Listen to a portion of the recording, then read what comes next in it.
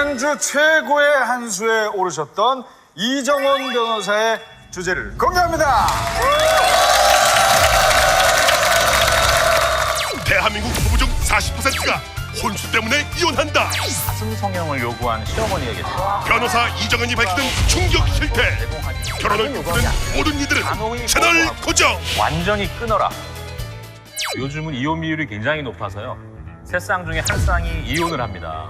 이혼을 하는 네 쌍 중에 또 한 쌍은 대부분 신혼 4년 내에 이혼들을 하세요. 그리고 또 신혼 부부들 대부분 이제 4년 이내 분들이 와서 이혼 상담을 하시는 분들 보면 항상 빠지지 않는 게 혼수와 예단 문제, 항상 불만이 있으시죠. 그런데 이제 혼수를 완벽하게 또는 아주 과하게 해갔을 때 과연 행복한 결혼 생활이 되는지 이런 점을 한번 제 경험을 통해서 한번 알려드려야 되겠는데요. 결혼 3년 내에 교사 임용고시에 합격을 해야 된다. 또 어떤 분은 결혼 2년 내에 어떤 추가로 부동산을 더 제공하기로 그런 약속을 또 하시는 분도 계셨습니다. 제가 경험한 것 중에 가장 특이했던 거는 혼수로서 가슴 성형을 요구하는 시어머니가 계셨어요. 어떤 사연이냐면은 이제 남자분이 연봉이 아주 높으신 분이었거든요. 그런데 여자분은 이제 평범한 직장이지만 상당히 외모도 뛰어나시고, 근데 좀 여자분이 좀 마르셨어요. 그러니까 이제 시어머니 쪽에서는 뭐 수입 자동차나 무슨 뭐 집도 요구를 했지만 며느리의 외모가 아주 귀족적인 외모에서 좀 빈약한 가슴을 지적해서 그 이제 가슴 성형을 요구하게 된 그런 경우였거든요. 그래서 결국 이 여성분이 너무 고민이 많이 되잖아요. 사랑하는 남자하고 결혼을 하고 싶고, 근데 본인은 또 가슴 성형은 뿐만 아니라 어떠한 성형도 경험이 없으신 분이었어요.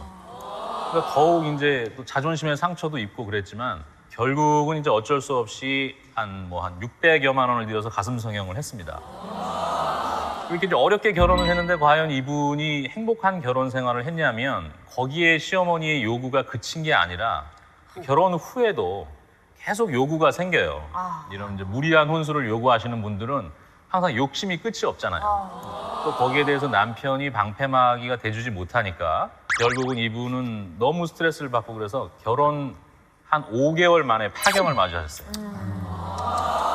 근데 문제는 우리가 이제 혼수나 예물이 특이한 게 뭐냐면 결혼 전에 파기가 되면은 혼수나 예물을 돌려받을 권리가 있는데 일단 결혼이 되고 어느 정도 혼인 생활이 이루어지면 혼수나 예물을 돌려받기가 어려워요. 빨리 이혼을 해도.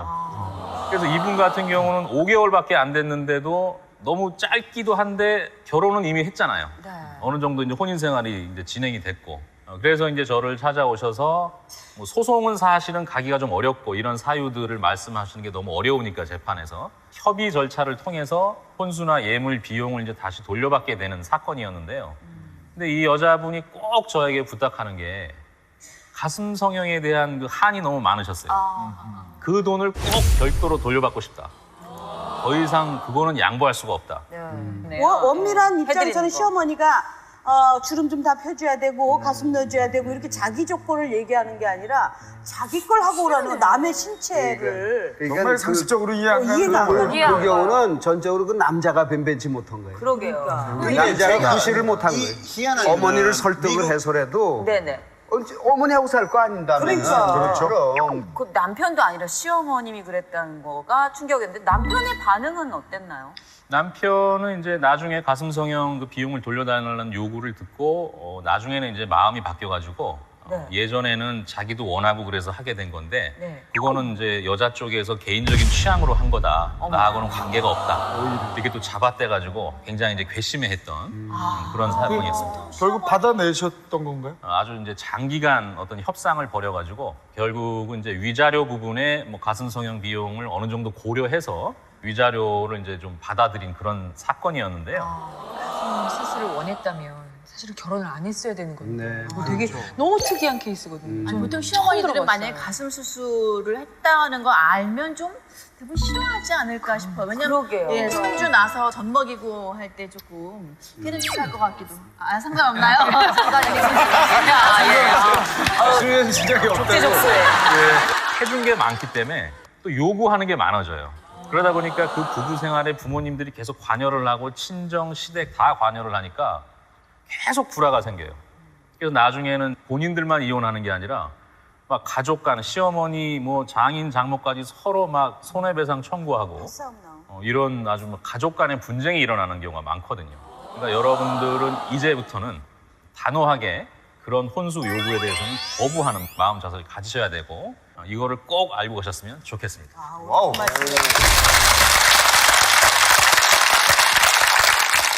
10명 중 4쌍은 혼수 때문에 이혼한다고 했는데 네. 40쌍은 결혼 자체를 못합니다.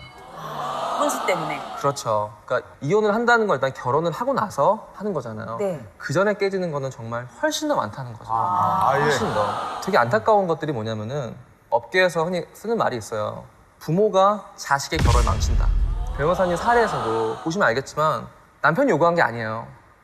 돈도 가슴도. 그쵸? 그러니까 부모님이 약간 좀 좋지 않게 표현을 하면은 어떻게 보면 자식을 조건으로 사실 돈을 요구하는 거잖아요. 결혼이라는 어떤 형태를 가지고.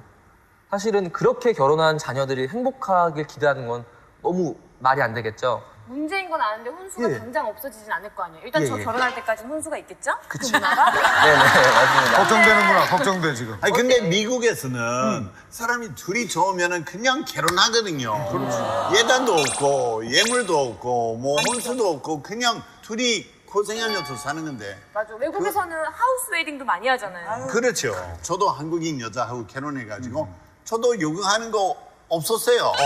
그 사기 당한 것 같아요. 생각해보니까.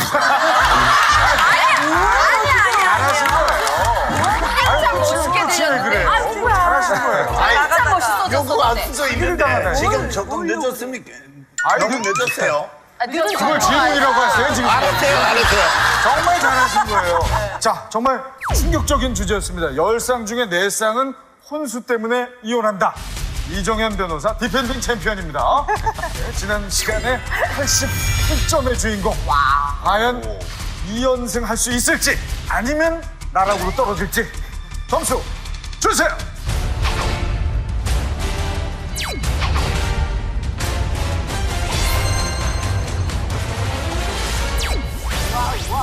자, 아쉽게도 2연승에는 실패하시고 맙니다.